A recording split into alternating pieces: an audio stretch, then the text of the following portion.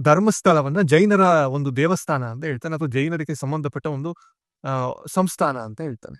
Sir, ತುಂಬಾ straight ಆಗಿ ಹೇಳ್ತಾ ಏನ್ ಕೇಳಿ. ಹೌದು, ಜೈನರ ಸಮುದಾಯಕ್ಕೆ ಸಂಬಂಧಪಟ್ಟಂತಹ ಜಾಗದಲ್ಲಿಯೇ ಶೈವ ಸಂಪ್ರದಾಯದ ಶಿವನನ್ನ ಪೂಜಿಸ್ತಾರೆ. ವೈಷ್ಣವ ಪಂಥವನ್ನ ಅನುಸರಿಸುವ ಮಾಧ್ವರು ಅದಕ್ಕೆ ಪೂಜೆಯನ್ನ ಮಾಡ್ತಾರೆ. ಶೈವ, ವೈಷ್ಣವ ಮತ್ತು ಜೈನ 3 ಸಮುದಾಯಗಳ ವಿಭಿನ್ನವಾದಂತಹ ಪೂಜಾ ವಿಧಾನಗಳಲ್ಲಿ ಅಲ್ಲಿ ಪೂಜೆ ಆಗುತ್ತೆ. ಅದು ಧರ್ಮಸ್ಥಳ. ಇವನ್ ಯಾರೋ ಬಂದು ಏನೋ ಮಾತಾಡಿ ಅದಕ್ಕೆ ಇನ್ನೊಂದ್ 2-3 ಯೂಟ್ಯೂಬ್ ಚಾನೆಲ್ಗಳು ಚೇಲಗಳ ತರ, ಹೌದು ಧರ್ಮಸ್ಥಳದಲ್ಲಿ ನಡೆದಿದೆ ಸೌಜನ್ಯ ಹತ್ಯೆ, ಅದು ಮಾಡಿದಂಥವ್ರು ಇಂಥವ್ರೆ. ಇವರೇ ಕೋರ್ಟ್ಗಳು, ಜಡ್ಜ್ಗಳು ಇವರೇ ಆಗ್ಬಿಡ್ಲಿ. ನಾನು ಕೇಳ್ತಾ ಇರೋದು, ಇವರೇ ದೊಡ್ಡ ಪುರಾಣಗಳ ತರ ಮಾತಾಡ್ತಾರೆ, ದೊಡ್ಡ ಇವರೇ ಎಲ್ಲಾ ತಿಳಿದಿರೋರು, ಇವರೇ ಎಲ್ಲಾ ವಿಚಾರವಂತರು. ಯಾಕೆ ಕೋರ್ಟು ಕಚೇರಿ ಅನ್ನೋದಿಲ್ವಾ ಈ ದೇಶದಲ್ಲಿ? ಈ ದೇಶದಲ್ಲಿ ಯಾರು ಹೇಳೋರು ಕೇಳೋರೇ ಇಲ್ವಾ? ಅಷ್ಟರ ಮಟ್ಟಿಗೆ ತಂದಿಟ್ಬಿಟ್ಟಿದ್ದಾರೆ.